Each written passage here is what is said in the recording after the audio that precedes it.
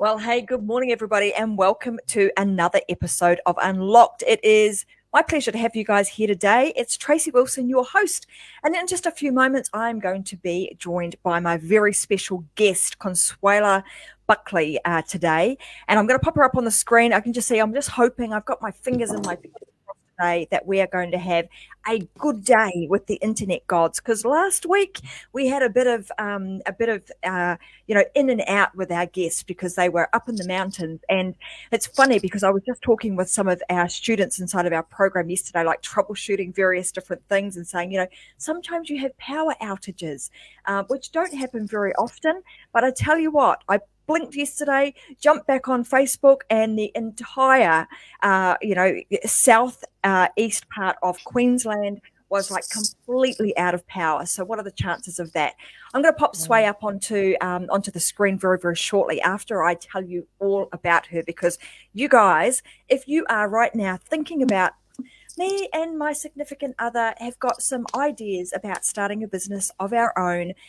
How could we do this, and how do we make sure that we don't end up in a pickle, that we don't end up, fighting and arguing about various different things, which I know is often, the challenge when you have your significant other work with you.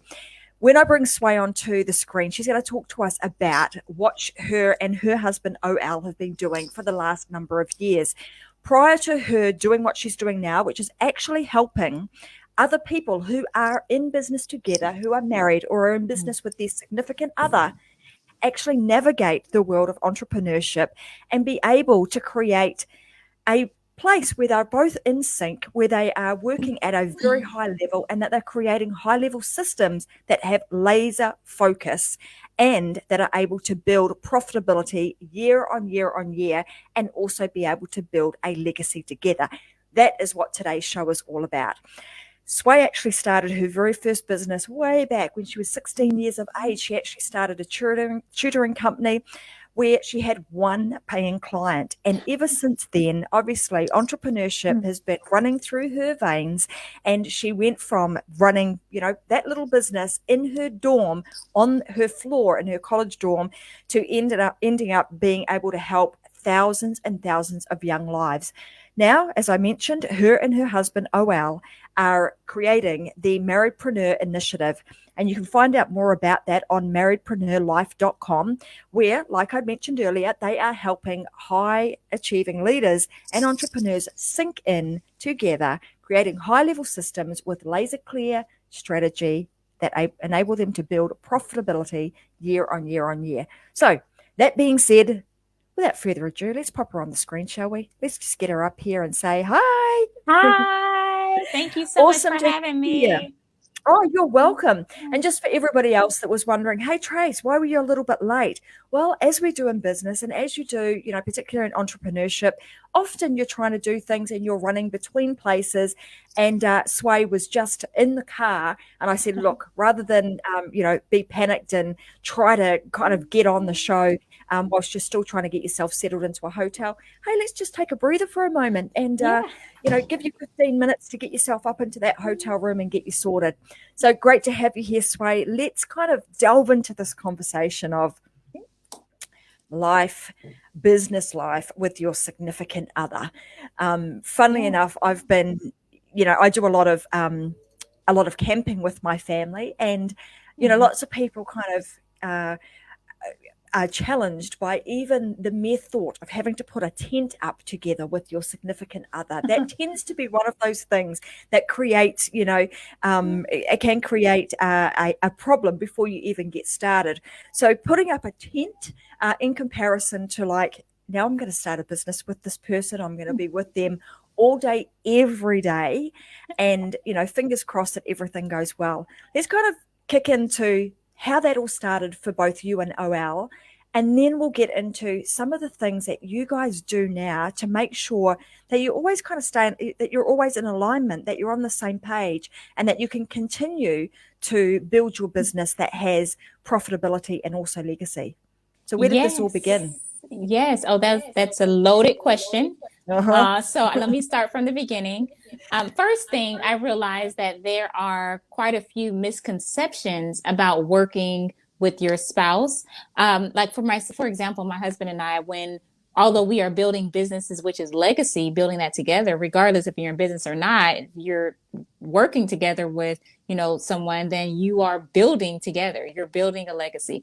Now, although we are building individual businesses as well as a business together, we are maybe under the same roof most of the day, but we're not together most of the day. Mm-hmm. So I want to make that clear too, because you don't have to be right up under your spouse the whole time. Now, if that's what you choose to do, hey, whatever floats your boat, then go with it. But, I think to each their own, some people float like that, others don't.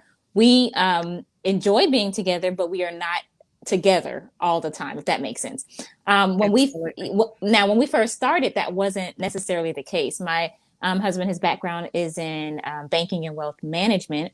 And when we got married, I was already building the business as I started, at 16, a tutoring company, and at 19 on my dorm room floor, a staffing company. And then later on to build a consultancy. So by the time we got married, I built already like 3 different businesses. And he was in banking. We did know, however, that there was something that we were to build together. We just didn't know what it was going to look like. And so maybe like the second or third year within our marriage, we knew that God was telling him to leave the bank. Like it was time to do something bigger. But the 1st and the 15th kept coming, and he kept getting promoted. And he was like, every time he was about to walk away, he would get promoted. And I just thought it was very ironic. And so it got to the point, I think maybe the 4th promotion, I said, okay, do you see a cycle here? Do you see a pattern? Every time you decide to walk away, you're being promoted or even recruited by another bank. And so he was, moving to different banks and really a great, producer. And I know your background in banking, so that's what they want, right? You can produce and make them money. They want you. Well, something kind of crazy happened. The last bank that recruited him, he was actually outperforming his supervisor, and that didn't end well at that location. I'll say that. So it just turned out where they were like, oh, no, it's not working out. But we already knew, we said that was going to be his last promotion at the bank. We just didn't know it was not going to be on his terms.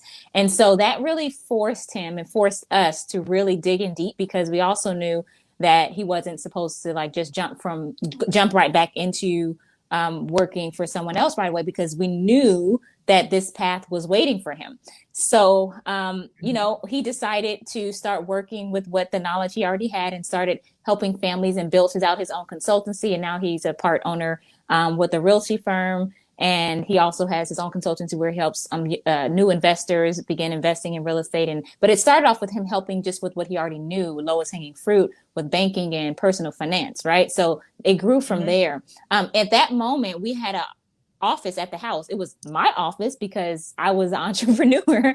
And so what happened is that became our office. And so we had 2 desks in that room, and they were facing each other. And that was very, very early in this path. And so we started working in this office, and this is when we were literally facing each other. It didn't really make a big of a difference to us. We were just trying to get things done. We were trying to make it happen because everything was so abrupt. And so we just did what we had to do. And then I realized we needed to have some type of systems in place, because once he left the bank, I would ask questions like, okay, what's your activity? What are you doing? Right? Because the 1st and the 15th, they don't mean the same thing in entrepreneurship. If you're not taking action, there's no traction, right? And there's no monetization. So what are you doing? And then I started to feel like I was a nagging wife, right? He didn't say it, but I felt it coming on. But, women, we like security, and we like to know, okay, if we're doing this together, what are you doing? And so I started taking on extra clients just to make sure, padding. I would take on extra work that normally I would turn down just because I was full. I was, full to capacity. But then I said, this is not sustainable. Right. And this is not what I desire to do. So he and I need to work together and find a way to communicate about what the goals are, what this legacy looks like. And so that's when I suggested we start doing what we call today legacy meetings. It didn't start out like that, but it was really about accountability. But he didn't know I was just trying to find out what was he doing, right? It was an opportunity for me to share what I was doing and an opportunity for him to share what he was doing. And it kind of brought his defenses down. We could talk about it every day. We did that over breakfast. And then if he would then I would offer some insight, because I had been at this literally, half my life at that point. And so he was starting to be more open with it. But that's it started with us. Like, we are our own product because we needed these systems in place. And so when that happened, a lot of my clients and his clients both asked us together if we could coach them. Right. And so we were like, no, we don't coach. Like, we don't do this together. Like, what do you want? This is for us. We didn't create these systems for everybody else. This is just for us, so we can stay married, so we can stay happily married, like all the things, right? And so about a year went by before we said, okay, I'm gonna go ahead. I think this is a sign that we're supposed to help other people. I don't even know what they want, but we started and did a big strategy day with the VIP, like with a couple, did like a VIP session. And we just thought that was it. But then they started telling their friends and then their friends. And so we were like, okay, I guess we're really supposed to go deep in this now. So here we are. Thrown right into it. And it's really interesting that you should talk about this, because even though my husband doesn't work in the business with me, he's got his own career. He's like the OL of, in the banking career. So I left banking to kind of pursue this whole entrepreneurship journey. And John has stayed, as an employee because he loves it. But I remember back with those whole legacy meetings that you speak of, that when I was first getting going, and even though John wasn't in the business with me, it was one of those things that I twigged onto pretty quickly, that to maintain the support of him and for him to understand what, like you asked the question, what the heck are you doing? Like the paycheck, the 1st and the 15th in the month don't roll around like they used to when you were getting a regular paycheck. So it was almost like I felt like I had to front up and be accountable to him and say, well, this is what I've been up to. So that whole strategy that you implemented around those legacy meetings are super. They really do work, and they're really important. Yes. And I want to unpackage that too as we kind of move through today's conversation, because I actually think, for me, and it sounds like for you that was kind of like the start and the moment where things started to blossom. So for those that are either thinking about being in business together with your significant other, or who are in business, maybe we can help everybody kind of we'll unlock that and sort of start to unfold what that looks like. So we'll get to that in just a few moments. And I know that OL is just he's just joined. He just came in and he just walked away. So I think he went to go put the thing in the car. So we'll see what happens. No worries. If he look, we never know, guys. He might actually end up being on the screen, and we can have a bit of a chat with him too, and we'll get a double whammy. So he just came back. Available. Yeah, he just walked back in. Do you want to sit right here? Okay, he's going to come on over. Well, we have the earbud thingies for both you'll have to that whole thing of marriage, you figure out how to share, right? It might be one each. Well, this is a first, guys. We don't normally have people kind of jump in mid-show, but what the heck? Why not? Hey, OL. Hi, how are you, Tracy? Great. You as awesome. well. Great to have you here. We were just having a bit of a chat about kind of when things all started, because your career, being in banking, as Sway had alluded to, she said, I know your background too was banking. So I kind of get where you're coming from. I've been there too in that whole banking and wealth space, and then jumped into this entrepreneurial, I want to say mammoth boat that, that we now continue to row forward. But you guys being in business together, and today's show is all about like how do you do that? How do you make working together actually work? Because it does require focus and attention and work, right? Like every marriage, it's a marriage within the marriage, so to speak, because it's almost like creating that kind of separate. And I'm wondering, how do you guys actually do that? How do you compartmentalize that? How do you make the process of having a harmonious and a happy marriage now work in that business space? Yeah, I think that's a great question, obviously. And I think it's two parts or two sides of the same coin. And I'll say it's a external and an internal thing. And so externally, meaning, that which is outside of yourself, it's going to deal with systems, making sure that you have systems of checks, balance, accountability, things that help you to have an understanding as to how your day is going to be approached and how each day is going to be approached and executed.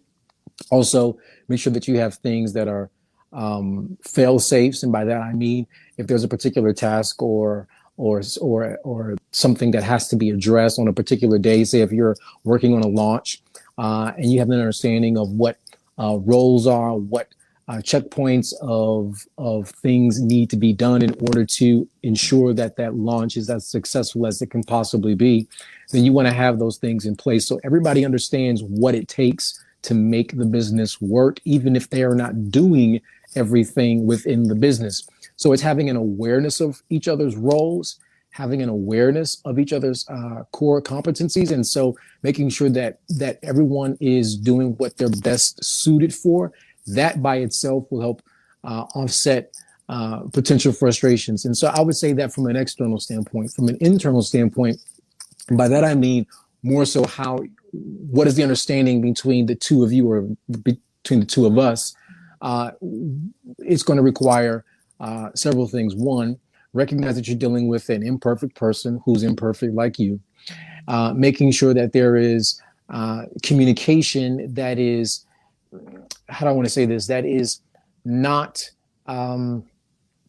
condemning communication or finger pointing or blame shifting communication, but the kind of communication where you have an emotional trust with one another, that you can be clear, open, transparent, vulnerable, and say those things without it being a blight on you as an individual, but more so on, whatever the thing is itself. So like as a quick example, if there's something within the business that we're doing and I'm struggling with it, well, rather than, not say something, because meanwhile the clock is ticking and she has an expectation of something, I need to say, hey, this isn't going well for me right now, and I'm not totally sure why. That kind of communication helps us even, I'll say interpersonally, or maybe the word is intrapersonally. I'm not quite sure which one would be the right way to say it.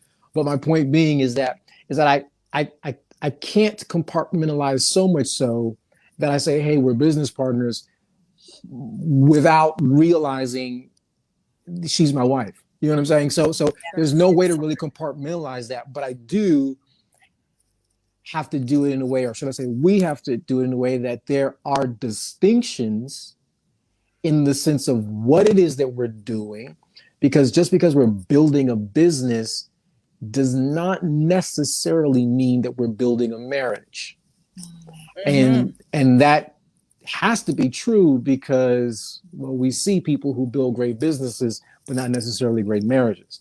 And money is no factor. So I'll leave it there. And I think I love the fact that you've made that distinction, because before we actually jumped on, I was doing a little bit of research on, divorce rates and how they're even heightened when you're in business together. And I even know that we've got some people watching that, have been in business together previously, and how challenging it can be. So that distinction that you make, about we're building a business together doesn't necessarily mean that we're building a great marriage together. What sort of things could one do? Because I mean, ultimately, when you're married and we start out in this, marriage that you want to build something together. That's ultimately why we go and we get married to that person, because you're going to be with them forever, right? And then you start building a business together, and your intention there is also that things are going to go really well. That your intention is you're going to build this business together. It is going to strengthen your marriage. It's going to, whatever your marriage look like now, and all, roses and butterflies, that's what business is going to be like. But ultimately, often that doesn't kind of pan out that way. So what are some of the things that we can do? Because life is life. And, you know, as much as I ask the question, how do you compartmentalize? The reality is that it's all of you. It's like your entire life. You can't really compartmentalize. So how do you ensure that you're at the same time as you're building your business, you are continuing to build your marriage? I'll offer something and then I'll have, I know my wife has something to say about that as well. I'll just say this much. I think it's important to visit and revisit, why are we building this business? And I say that because sometimes, even unknowingly, the two of us could be building the business for different reasons. I could be building the business because I'm trying to prove something to myself, whereas she could be wanting to build the business because she's trying to shore up our legacy on the long term. Now, that doesn't mean that I'm not trying to shore up a legacy long term either. It just means that the drivetrain behind my motive for building this business is probably more driven from some void. Maybe I've had business launches in the past that weren't successful, and now I'm trying to prove something to my inner circle, friends and family. And if I'm building that way, and that's my motivation, and that's going to be the lens through which I see any failure or any success. Yeah, I would also say to keep it super simple. And a simple strategy that all of us have heard of before is having consistent date nights. Consistent date nights, and date nights that don't turn into work nights. And so we have on our date nights, we call it a no work zone. So we're not talking about business. We're not checking emails. We're not thinking about it. We're doing whatever we need to do to preoccupy our mind to make sure that we are present with one another. Like that is what we fight for, right? And it takes everything in us because we enjoy what we do. And so we could even be asking each other, okay, how was your day? But that'll be like the extent of that. And then it's like, okay, how are you doing? What's going on with you? And then we have gone to the extent of like finding different games or conversation topics, just being very intentional, like just Googling, okay, what are some questions I could ask my spouse to learn more about them, right? Like, what are some things what are some games that we can play? What are some fun things? Because we can get so caught up we're very driven.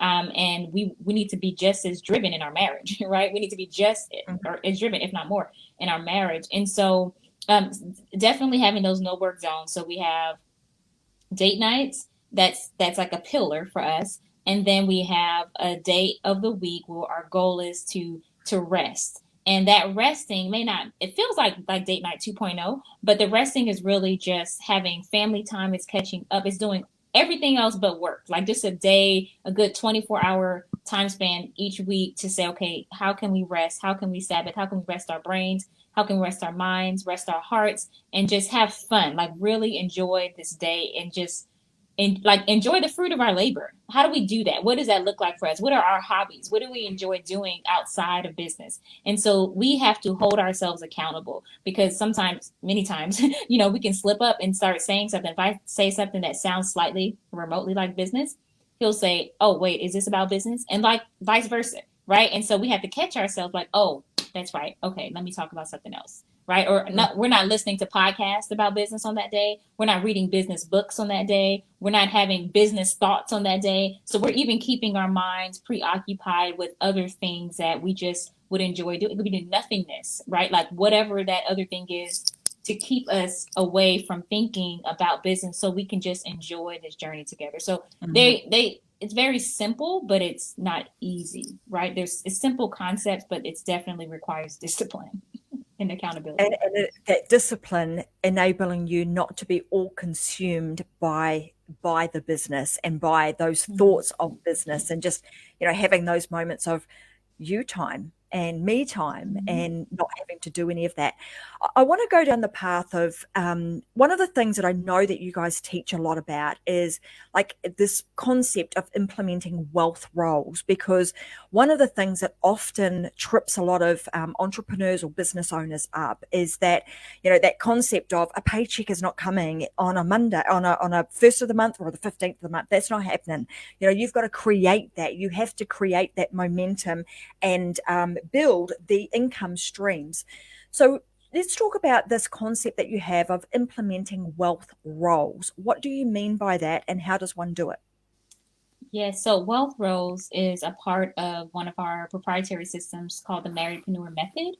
And that Marriedpreneur method is really about syncing those high level systems with strategies to, this is not necessarily working on the business per se, but really working on your systems to make sure that you all are clear. So when you do get to the profitability systems that we go over, you already have a rhythm down or something that you're working toward. So it's 5 steps within the Marriedpreneur method. That first step is creating your Marriedpreneur vision, just making it super simple. What is your goal for your marriage, for both of you? What is your goal for the business? And what does that look like as a legacy, bringing those together? The marriage as the core, the business supporting the marriage, not the other way around.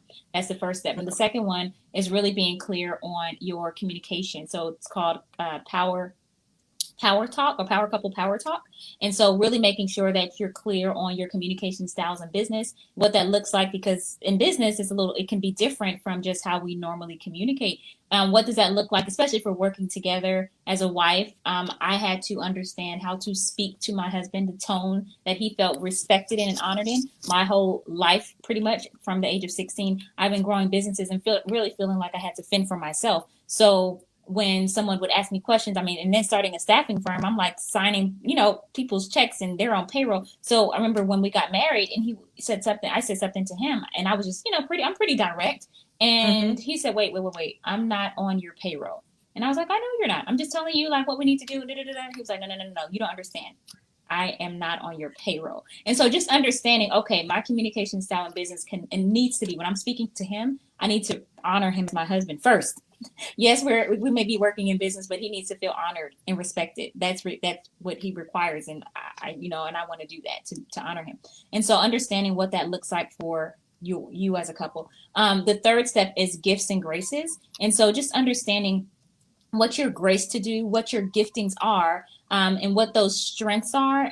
And usually, what happens is, we individually can overlook it, but our spouse can say, you know what, you're really good at such and such. You have a great knack for writing, or you have a great knack for speaking, or you have a great knack for this. And so, okay, wow. Now the next step, the fourth step, is wealth roles. So wealth roles is actually taking those gifts and graces and monetizing them and making sure that you're focused on those wealth roles. So you're able to look at all the tasks that you have. You're able to eliminate the ones that you need to eliminate. You're able to automate the ones that you need to automate, delegate the ones that you need to delegate, and then the remaining ones are your wealth roles. That's your sweet spot. That's it. That's your jam right there.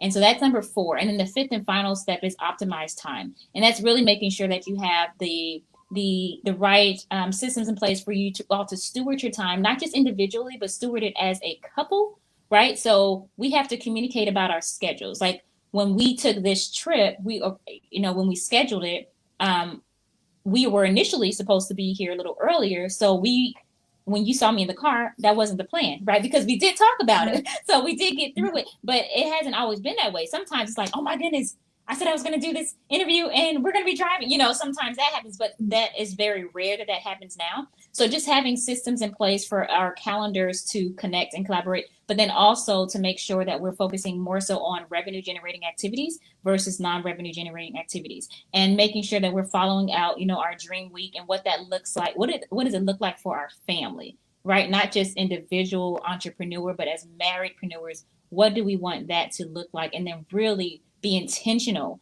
about putting those boundaries in place to make sure that we can attain those, get as close, as possible to them, knowing that life still happens. So that's the outline, a high view of the Marriedpreneur methods, but wealth roles is right there, number 4.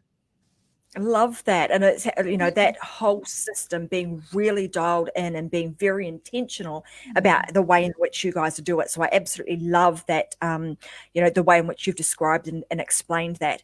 So the next thing I wanted to talk about is so we've talked about kind of married couples. Yeah. Now let's go to the point where, you add the next layer to the mix. Let's add in some kids and some pets and all that sort of stuff. Now, where are we at? So what are some of the things that you guys would do or encourage, those that are in business together that have then got family? And, we're not just talking about, your own immediate family, your children, but then the extended family. How does that play out in life in that sense? Yeah, great question. Yeah, I think one of the ways to offset any misunderstandings about what it takes and requires to build a business is to explain the nature of entrepreneurship.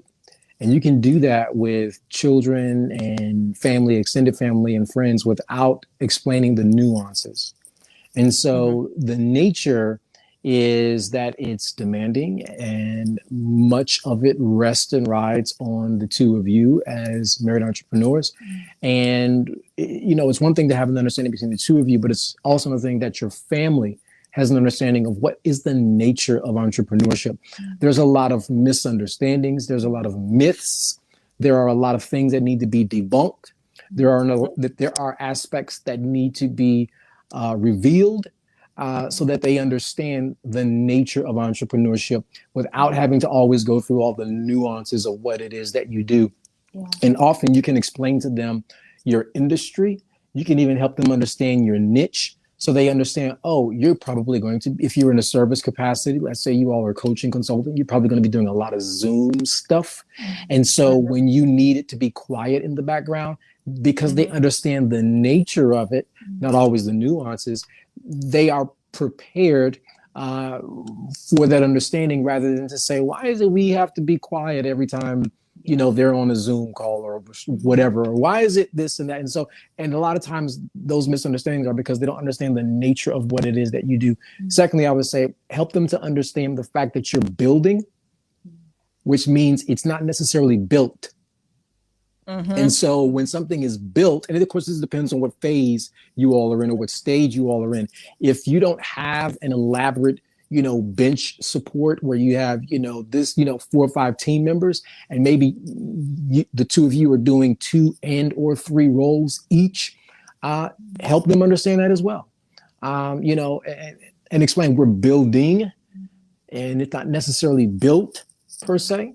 And we're working on the business for the most part, but there are aspects where we may have to work in the business, or even if there's a seasonality to it. You know what? We've got a launch coming up next month, which means it's going to be all hands on deck, which means we're going to need extra support for things around the house. And, ask them, do you understand that? Look at the reward too. We always like to look at what is the reward? Yeah. What's the reward of that? So I would leave it there. Yeah, I mean, I think that's a great, great advice, is to just share where you're at, because I can totally relate to that. I mean, earlier this year, for those that have been listening to the show for a little while, they'll all know that I had my parents move in with me. And so, them not seeing previously, like, how does Tracy work all day, every day? Most of what I do now is with overseas clients, and it's through Zoom calls. And to them, it's like, what are you doing? You're just talking all day, talking to people online, but them not really understanding the nature of what you do. So then being able to explain to them, so then not having to say, hey guys, can you be quiet? I mean, I laugh at it now, but I can remember a couple of times when they first moved in, and I'm trying to do a show like this, and I had explained previously, you've got to be really quiet because these things, this microphone picks up everything, and mum's in the kitchen clanking around, and I'm like, what can I grab off of my desk to just throw against the wall?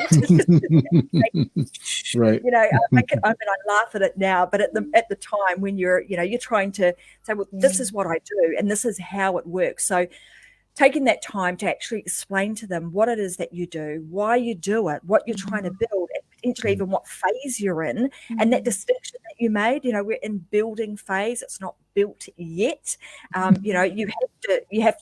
You actually have to build it before you can, you can enjoy the fruits of your labor. So the last thing I sort of want to wrap up, and I see Robin Helms now having a bit of a laugh, because I think she even remembered that moment when I did that. I'm like, what is that? Just pick that up and throw it against the wall and hope that that money is the message that, oh, I've got to be quiet. That's right. She's on the show. That's funny. But in terms of like advice that you would give to others that are either thinking about, we've got something together, we should start our own business, or they're in business together, like what would be your top 3 tips you would give other couples who are in business together to ensure that they remain in business together and they remain happily married? Yeah, well, I'll start us off. First, though, I think it's important to understand that everybody's path looks different, right? And we've realized over the last several years of working and serving married entrepreneurs that there are really 3 main categories of marriedpreneurs. Before I say that, we also believe that if one spouse is called to entrepreneurship, then the family is called to entrepreneurship. We speak about that a lot on our Marriedpreneur Life podcast, because we've realized that many times people think that there is it has to look a certain way, right? It has to fit this mold and this model. And then you're breaking yourself to try to fit into something that you were not made to do in that way, right? So with the 3 different types of marriedpreneur types, there are the spousalpreneurs, which is what we started off as, where one spouse is working or operating the business while the other spouse works a 9 to 5. And then there are the Indiepreneurs. And the Indiepreneurs are the couples where both spouses are building individual businesses. And then there are the couplepreneurs. The couplepreneurs are where both spouses are building the same business together. Now, we've been all 3 of those, not at the same time, but throughout life, we can be 2 at the same time. We're 2, indie and couplepreneurs, but we also have to realize that there are red flags, very unique red flags to look out for with each one, and we can share those with you. Yeah. So as spousalpreneurs, where one of you is really driving the business and the other one is either a 9 to 5 or playing some supporting role, what can tend to happen in a case like that is that the 2 of you can sort of become like running mates, and by that I mean where one is sort of top billing and the other one is sort of like, where do I fit in? And so that can be a challenge potentially to watch out for. So one of the spouses, in other words, could not feel valued or valuable. Yeah. And so that's really important. Now, with regards to the Indiepreneur, where the 2 of you are running, separate businesses, then one of the potential red flags to watch out for is becoming like roommates. So maybe once a week, at breakfast, you're swapping war stories, but for the most part, you're living like roommates, or maybe you're just splitting the house bills down the middle. And so you're kind of 2 ships passing in the night. And so there's a potential there to be like roommates.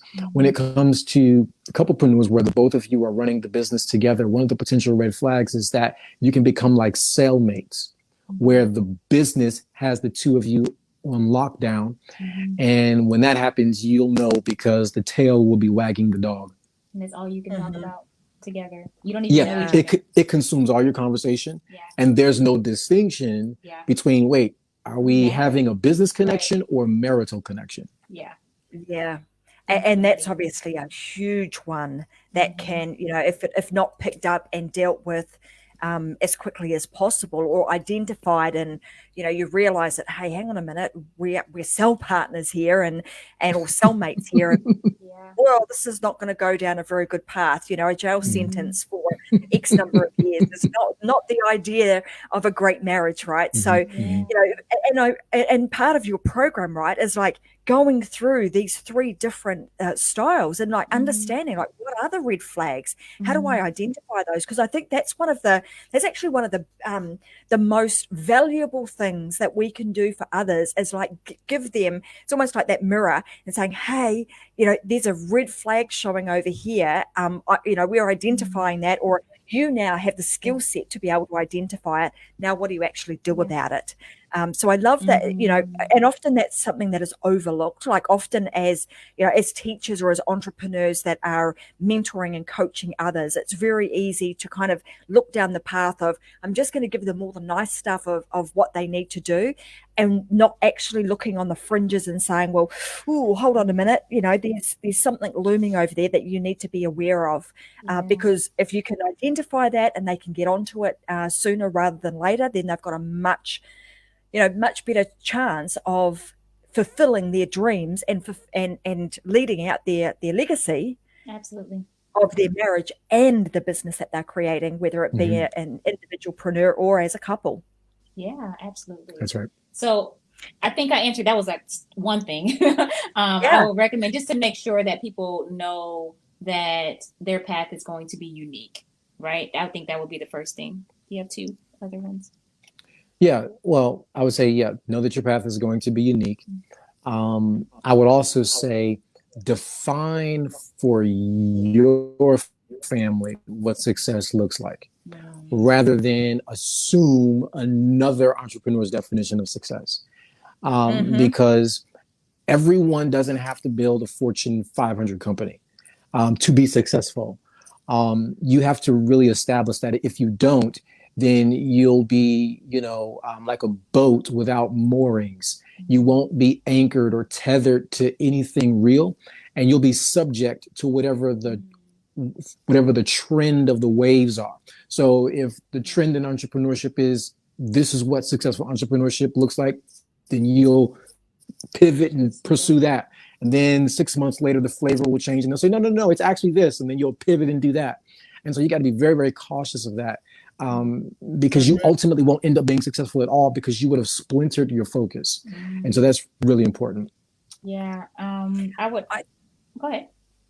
I want to say that point there is huge, because that is something that you see often. And I'm sure that when you're coaching people, you've probably seen them almost have that kind of what do you call it, shiny object syndrome of, this is the thing of the moment, I'm going to go over here. And like you say, it splinters your ability to be able to be successful, because no longer are you focused in one particular way, in one particular area, and giving that a red hot crack and getting it to the point where actually, it's like holding that the magnifying glass over something. Hold it there long enough that it actually is going to be able to catch fire.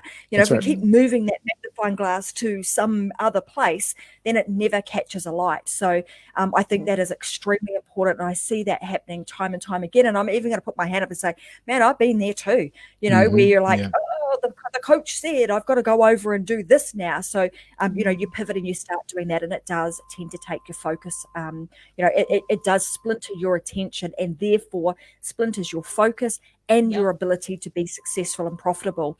So just hang on to that magnifying glass and keep it there as long as you can until you start a blazing fire. It's kind of the metaphor right here. So I just wanted to make that point, because it is a really important one. Yes. It's a great one.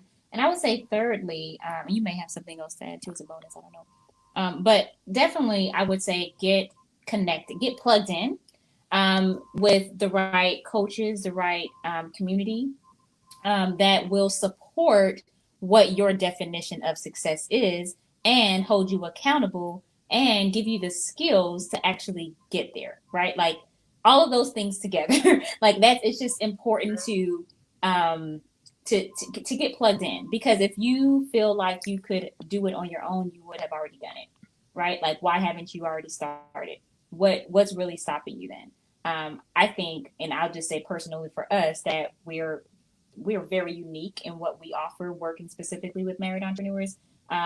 We are not everyone's cup of tea, but those who we are their cup of tea, we crush it, right? And so we know, we have the experience, we know what we're talking about, we know how to get you results, and we know how to hold you accountable in a loving way, right? But put that fire under both of you, because we realize that it's not just about business. It's really going to impact, not every single time, it's always impacted the marriage. It's always impacted the marriage, where there's sometimes it gets a little messy before it gets pretty. It gets, you have to confront some things that maybe you just didn't want to talk about before, or you just, find yourselves a little agitated with certain conversations, but they need to be had so you can work through that. And then having the right coaches, having the right community with other like-minded marriedpreneurs as well, right? Who are growing through it. Like, oh yeah, girl, we went through that last month. We understand. You'll be all right on the other side, right? Like, it's okay. So just having that encouragement, because otherwise it can feel very lonely, because it can be a lonely journey. And it could feel be very discouraging, because you're like, is anybody else going through this? Or, is anybody else feeling like this? Or it's just us? And then that usually what happens is that starts the whole start, stop cycle, start, stop, right? So you think about it, but you actually never really take action on it. So that's what we do. We help marriedpreneurs take action together, whether they're indie, spousal, or couplepreneurs. Fantastic. So I want to make sure that everybody knows that they can get in touch with you guys. So where's the best place for people to go if they, they're in a situation where they're in business with their spouse, or they're wanting to start a business with their spouse? Where can they go to get some more of OL and Sway? Where's the place to be? Sure. Well, definitely the hub spot on the web is marriedpreneurlife.com, marriedpreneurlife.com. And there we have some great resources, trainings, free downloads, all that great stuff. We also will be hosting a challenge coming up soon for marriage coaches and married entrepreneurs who are seeking to build out a profitable strategy together, so they can actually get moving. So that'll be coming up soon. They can get on the wait list there. There at marriedpreneurlife.com. We also have, opportunity to do a systems call with them too, a systems assessment for married entrepreneurs as well too. But everything is at marriedpreneurlife.com. Beautiful. Well, guys, I've popped that up on the screen. So marriedpreneurlife.com is where you can hang out some more with both OL and Sway, and you can start building, the marriage and the life of your dreams. It's the thing that you've been dreaming about. Let's get it done. Let's get you into momentum, and you can head on over and spend some more time with these guys. The other point that I wanted to come back to, because I love the fact that you said, you know what, we realize that, we're not everybody's cup of tea. And often as entrepreneurs, we get hung up on that. Oh, they don't like me. But when you get to when you get to understand, hey, there's a certain type of person that I know really jives with me, that really, works well with my style, or our style in your guys' case. And we know that we get them some really good results. That in and of itself, gets you to a point where you almost take off those chains and the shackles of trying to hide, and allows you to be out there, put yourself out there, because it then doesn't matter what people say, because the right type of people are going to be attracted to you. So I just wanted to make that point too, because I loved what you said about that. So I want to say, hey guys, thank you so much for being on today's show. I know it's been a bit hectic for you. You've been traveling, and it was like, get to the hotel and get up there to jump on today's show. And initially we had organized for just Sway to be here, so I'm super grateful that we just happened to hit the right time that OL could join us. Right. So thanks, guys. It's awesome to have you both. You're both doing some amazing things, and I want to thank you for what you're doing to give back to to entrepreneurship. Thank you so much. Thank you so much, Tracy. We had a blast, and this was wonderful. Thank you. So much fun. Thank you. You're welcome. Well, hey guys, if you want to have more of the Unlock Show, the place to find us is on Facebook. We go live on Facebook and on YouTube every week on Wednesdays and Fridays, Australian Brisbane time at 10 a.m. So if you want to hear more, you got to head on over to Tracy M. Wilson on Facebook, and you'll see this live stream happening every single week. And I'm going to be back again with another episode of Unlocked on Friday at 10 a.m. Brisbane time. So I want to say thanks very much for joining us for today. Thank you to our very wonderful guests that have been here, OL and Sway Buckley. They have been amazing, and I look forward to seeing everybody on another episode of Unlocked this Friday. Thanks very much, and bye for now. Thank you. Thank you. Bye.